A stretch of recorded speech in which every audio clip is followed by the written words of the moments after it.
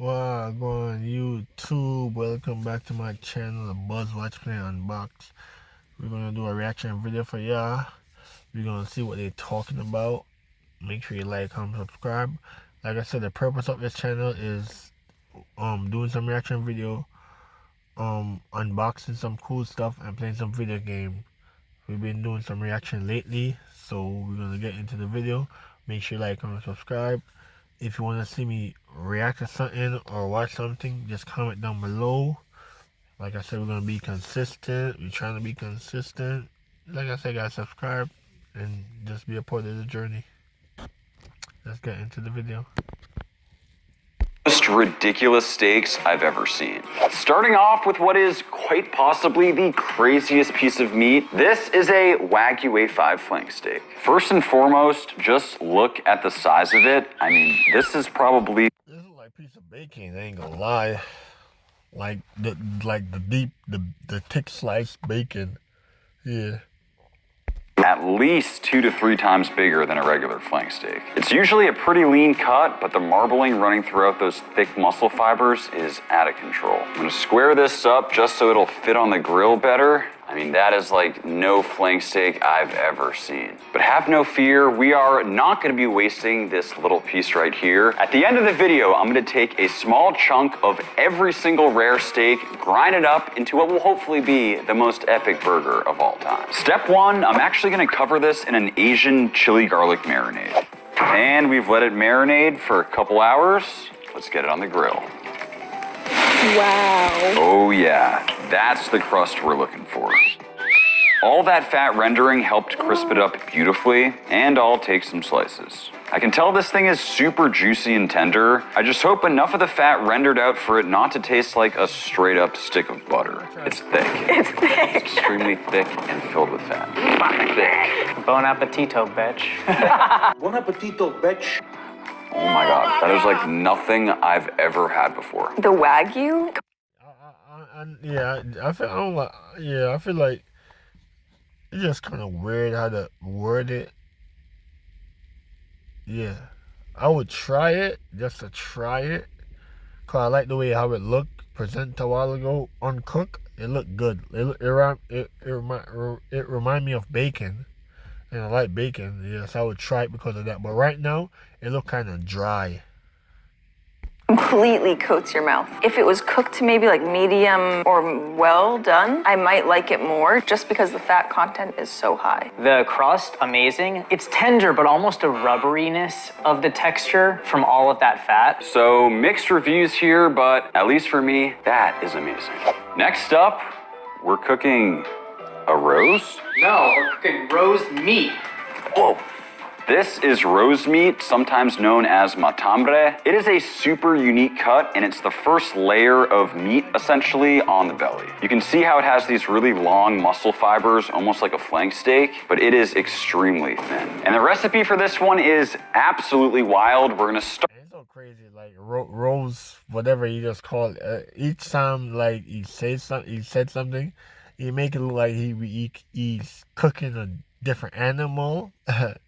The way he worded it. Start with a quick chimichurri. We'll add in our herbs, our garlic, and some shallots. Season it up, followed by some olive oil, and we'll just give it a mix. I'll start by hitting it with a little bit of seasoning, and we'll throw on that beautiful chimichurri. Get it evenly distributed. It already smells unbelievable. Next, we'll add some provolone. Next, we'll add the peppers. And this is a first for me. We're gonna be adding some quartered hard-boiled eggs, and we'll roll it up nice and tight. Then one final dusting of seasoning. And onto the grill. We'll keep this one moving to avoid burning, but still focusing on a nice crust. And this is the result. I mean, just... I'll be a guest on the channel where he cooked like several different food. It would be cool for me, and I would be like the real judge in my honest opinion. check out that cross-section. The colors are beautiful. If it tastes as good as it looks, then we're in for a treat. Flavor's great. How's the texture for you guys? We need like 5 minutes to chew this first, and then I'll let you know. 5 minutes later. It's impossible to chew. I love it. I just want to make it with a different cut that's more tender, and I think that'll be incredible. I think there's two ways we could have improved upon this. One, slice it way thinner, but two, there's this membrane that just needs to be removed. That right there is meat gum. It's gonna be a no for me. And next up we have what might just be the most unique steak of the day. This is a Japanese Wagyu A5 short rib that has been dry aged for 30 days. I got this and pretty much everything else we're cooking today from Alpine Butcher. They truly have the best stuff on the planet. The marbling on this thing is out of control. It's gotta be. See, like I said, guys, like I would love to be a part of or be like a journey on one of these channels like where they cook several different stuff. They explain about the meat, like I would like it's just about living and say, yo, you tried it. You know what I'm saying? I might not like it, but this look cool. To be honest, it look like a piece of tongue. Like it's so pretty. You want to where part of the cow it came from. Yeah, it looked pretty. To be honest. Well over 50, 60, maybe even 70%. Keeping the seasonings extremely simple with just some salt and black pepper. Do just a touch of avocado oil and we'll sear. Oh yeah, that is the crust we want. Dry age and the extra marbling has led to almost immediate browning, and I'll finish with a gochujang glaze to caramelize. This is short ribs, so I cooked this closer to well done to fully render. I'm just hoping it'll still be tender enough to eat like a normal steak. It looks like meat candy. Whoa. Oh my. What? It exploded like a gusher of Wagyu fat in my mouth. That is incredible. I love the flavor. I love the textures. I almost wish it was done Korean barbecue style, so we got a bit more of a sear on the outside. So rich, but the glaze kind of counteracts it, and you really get the dry age flavor. Clearly, very different opinions here, but I'm going with that any day of the week. Next up, we have a crazy one. These are sweetbreads. And nope, these are most certainly not made out of bread. Sweetbreads are made out of the thymus gland of a cow. It's from the neck area and almost feels like a strange sack, unlike any. It's so cool, like you eat all part of the cow. Like that is crazy. That is crazy.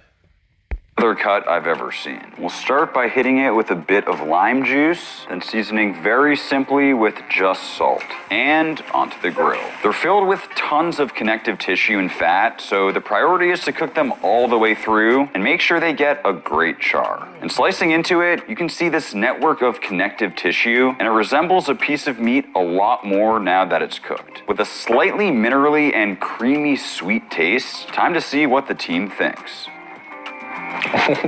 What is that? It's sweetbread. I feel like I'm eating pate right now. I think that we should put some chimichurri on it. Cut down on like the fattiness, the gaminess. I love this, but I think it'd be better if it was Like Omar like dispute again. I guess he don't like fatty stuff, cause he complain again. Yeah, I don't know. I'll try it once it's fat. Like I'll try it. To be honest. Yeah, I'll try it.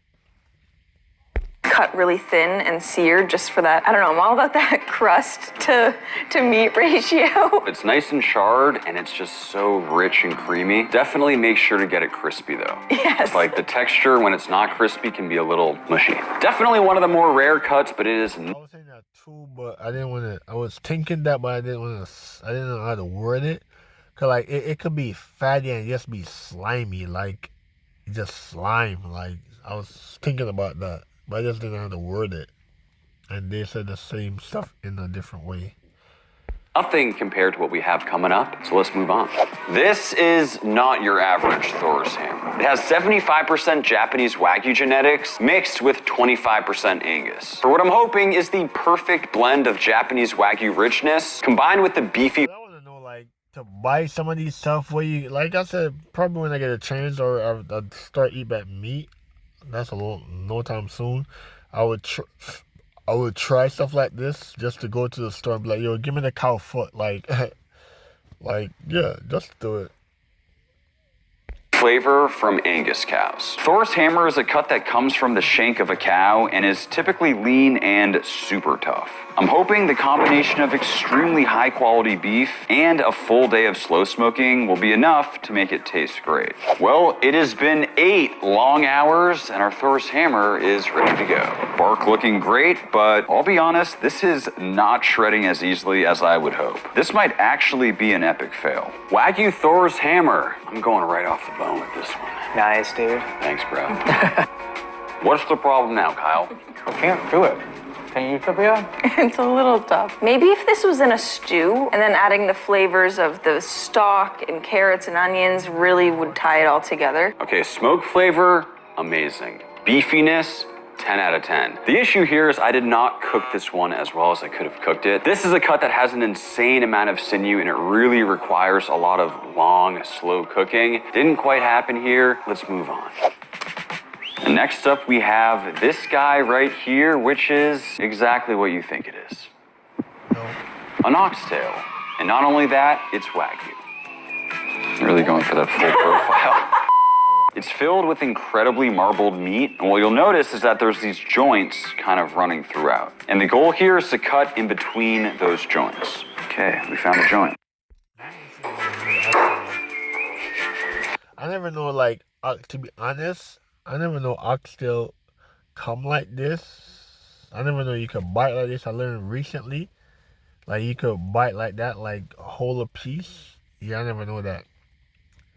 I like oxtail. I like oxtail with fat on it. Like, I don't like when you cut off the fat. I just feel like it tastes way better when you leave the fat on it. It just tastes way better. Like, I hate when you cut off the fat. This is not going as planned. See? That was easy. That is how it's done, folks. It's a super tough cut that requires a lot of tenderization. Tenderizing. Words. Super interesting flower shape. Like I said, I feel like when I do get it together, like, I would dead buy oxtail like this and just cook it myself. Like, yeah, cause lately I've been watching like 1 or 2 cooking stuff, and like the way they do the oxtail, I'll be like, yo, okay, I never know like you could do oxtail like that or eat beef like this. Like, yeah. Like, I don't really mess with any. I just eat that. Like, when it comes to cow, whatever. Like, it's so kind of weird to me. Like, I'm a little weird. I eat oxtail and I eat cow foot. Like, any other part of the cow, I don't eat. Yeah, I don't eat no other part. Yeah. It's just kind of weird to me. I eat like the worst part that, like, the normal or the, like, more classier people would throw away. Yeah. And you can see all that marbling. Who would have known there's so much meat on the tail? Tibby, this is what you're missing out on in life. It's okay though. For the marinade, we'll combine some salt, black pepper. But if you cook for me though, the cat have to leave. Like, I'm gonna be on it, bro. Wash your hand. Like, I'm gonna be on it. Like, bro, wash your hand, bro. Like, yeah. Green onions, some thyme, some garlic, and some bouillon. And we'll give it a mix. It's been a couple hours, and our pieces of oxtail are completely packed with flavor. Now we'll give them a nice sear to really deepen the flavor. Don't forget that at the end of the video, this, along with every other piece of meat, will be ground up into a burger. And based on what I've made so far, I'm honestly very nervous. And we'll cover it with water. Finish with some beans and let it slow cook on low. Low and slow. And just like that, they should be done. The smell coming off these oxtails is just out of control, almost like a braised short rib vibe, but even deeper flavor, and they're insanely tender. After that Thor's Hammer debacle, we need something special. It's time for oxtail. Oh, you guys already ate. Oh, wow, okay. That's so good. Oh my goodness. Wow. Hopes were not high going into this. For me, at least, this is the best of the day, by far. 1000%. This is incredible. I think curry powder mixed with whatever else is in there cuts down the fattiness. It tastes like the most incredible beef stew I've ever had. I don't know if You call it beef stew. We don't cook it like that, the way they cook it. Like, yeah. I feel like you could eat it by itself with no rice or whatever. You could just take and bite a piece. I would love the oxtail like that though. Like, just no rice, just pure meat. Yeah, and there you go again, complaining about the fat. I guess you don't like fatty stuff. Yes. You guys can see it, but there's this like little gummy knob. It's like gelatinous. It's almost like the cartilage on a chicken wing. But it's so soft. Yeah. Like it's fully broken down and it's so beefy with all those other flavors. It is phenomenal. It's one of my favorite things we've probably ever eaten on the channel, to be honest. For the negative Nancy over here, that's a pretty good score. Yeah, that's how you know it's good. This one is going to be hard to beat, but I do believe this next one has a shot. And next up, we have the rarest dry age project I've ever done. Starting off with a whole Wagyu A5 BMS 12 rib roast, which is the highest marbling possible, and I want to add a kick. And to help with the pouring, we actually have the founder of this hot sauce brand, Brooklyn. Hello. We completely covered the rib roast and let it absorb flavor overnight. Threw on some diced jalapeno for color, and we'll see you In 23 days. And just like that, it's ready to go. After nearly a month, the jalapenos Like it's hard to make it sup up the flavor if you don't pour oil in it. Yeah, I don't know. I would have to try it naturally and see if it really tastes different. Like one like this, like plain, and one with a flavor, whatever you're talking about. Cause it's hard to suck the flavor if you don't put no hole in it. are all shriveled up, but what matters most is what's going on inside. Despite some minor oxidation, I'm very pleased that there is no interior mold or anything like that. I think we're in good shape. Took some slices, then Brooklyn removed the pellicle. Hit it with some salt. And black pepper. And just check out this crust. It kind of reminds me of the Wagyu A5 short rib from earlier in the video. I'm telling you, dry age truly leads to the best Maillard reaction. Served in a giant cheese wheel because we were feeling extra. And it is finally time to taste the rarest dry age using Cloud 23. Let's do it. Let's do it. Oh man. Just melts in your mouth. It is so rich. You get that like dry age texture, and it's Wagyu A5, like it's hard to beat. This one is right up my alley. We're making the world's rarest piece of jerky. This is an absurdly high quality piece of meat, so I'm keeping the jerky seasoning simple with just some salt, some black pepper, just a bit of brown sugar to balance it all out. Finally, some barbecue rub just for a pop of color. And into the dehydrator. Due to the fat content, this might take an absurd amount of time to actually turn into jerky, but we'll find out. Speaking of jerky, if you are interested in supporting the channel, head on over to maxjerky.com. Your support is the reason we're able to do fun videos just like this. We have some absolutely incredible flavors. I promise you, it is the best jerky in the world, and we appreciate the support. All right, guys, this jerky has been dehydrating for 24 full hours. This is what we got. I have never seen anything like this in my entire life. Normally, jerky takes 4 to 5 hours to cook, but even after 24, this jerky is still very pliable. Like, it should be bone dry after this long of a cook, but honestly, it still appears packed with moisture. A full day of dehydrating, and this thing is still just ridiculously juicy. Something you may not know is we eat an ungodly amount of jerky in this house. We get samples here all the time. When we make our jerky, we cook it for like 3 or 4 hours. This was cooked for 24 hours, and it is still way softer than the normal stuff. Kyle's gonna hate it. It is so rich. It's like candy. I feel like I'm eating a bacon jerky almost. If you get a piece that's mostly meat, it's actually really good. If you get any other piece, it's just all fat. And people always ask us like, oh, why don't you make Wagyu jerky? This is why we don't make Wagyu jerky. It's impossible to cook. It's like rich, texture's perfect, a little sweet, a little salty. I do agree though, you need to get a piece that's like majority meat. Extremely inconvenient and expensive to make, but I'd say worth it. And next up, it is time for Argentina's most prized cut, the vacío. This cut is super unique and pretty much impossible to find in America. So shout out to my guys at Corte Argentino for hooking it up. The first thing you'll notice is tons of fat and silver skin over the top and also on the bottom. And it is super cool to see one of these whole because it includes part of the inside skirt, the flank steak, as well as the flat meat. Because of all the fat, the first thing I need to do is an absolutely insane amount of trimming. Psych! No. I can already hear my good friend Al Frugoni yelling at me. Ready? No. That is a big no-no when it comes to open fire cooking. And to season, we're keeping it very traditional with just salt. It is a huge cut, so we're gonna go pretty heavy. And we'll get it on the grill. I'm using my Tagwood grill for an authentic Argentinian experience. The key is managing heat and slowly bringing up. Like I said, you can't just buy these stuff. My boy got all the equipment in them to cook it. Like, yeah. I can't be like, I'm just buying this and I know where to cook it. Yeah. The temp of the vacío without any burning. Okay, it's been about 2.5 hours. We've done 0 flipping whatsoever, and I can start to feel the heat coming over the top of it, which should mean it's time to flip. Because there was no trimming involved, the meat is almost braising in its own sealed juices and fat as it slowly picks up incredible smoky flavor from the live fire. There's no shortcut to achieving that deep golden brown color. It's all about patience. It's been just about 4.5 hours, and our vacío is done. And just take a look at this beautiful piece of meat. Through that slow cooking process, all the fat has just caramelized, beautiful golden brown.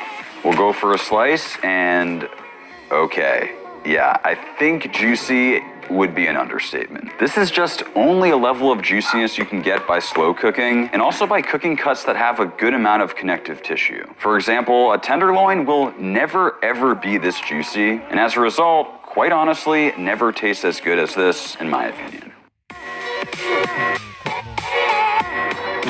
I mean, I'm just gonna say it, I enjoy that more than a perfectly cooked brisket. I echo that 1,000,000%. This gives you all the beefiness, all the smokiness, all the yumminess of a brisket, but better, like steak texture. But it is cooked over fire, which is very different than smoking. Like, to me, it's a more refined, grilled flavor. And this like crispy top situation is the best thing ever. It gives you the good, extreme tenderness and juiciness of a brisket without that overpowering smoky flavor. It's almost like a better brisket. It may be a little difficult to find, but if you can, it is absolutely worth giving a shot. And next up, we have an extremely unique beef tongue. Max, where'd you get that? You don't want to know. Oh yeah, I've been told there's a high concentration of wild cows in the area. I see one.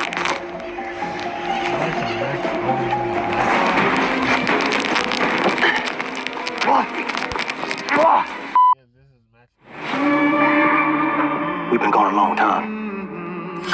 We back now.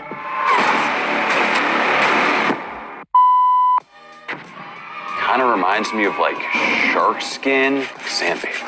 I am gonna take a little slice from here just to see what we're working with. I mean, it was hard to tell from the outside, but that is just ridiculous. I mean, that looks like beyond Wagyu A5. And the very first thing we need to do is remove all of that scaly exterior, and we'll do that by simmering.